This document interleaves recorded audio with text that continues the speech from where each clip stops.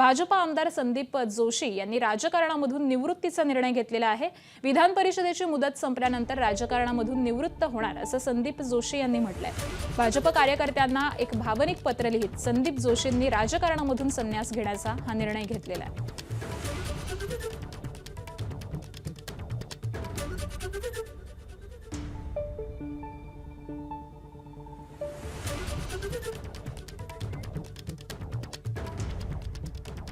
राजकारण हे माझ्यासाठी सेवेचं साधन होतं, परंतु ज्या पद्धतीने सुरू आहे, इकडलं तिकडे, तिकडून इकडे, तिकिटासाठी इकडे, कुठेतरी आपण थांबून समाजापुढे एखादा आदर्श आपण उभा करावा आणि माझे जे सामाजिक प्रकल्प आहे, माझे क्रीडा प्रकल्प आहे, याच्यामध्ये अजून भर टाकून अजून काही सामाजिक प्रकल्प जर करता आले तर मी ते 100% करणार आहे।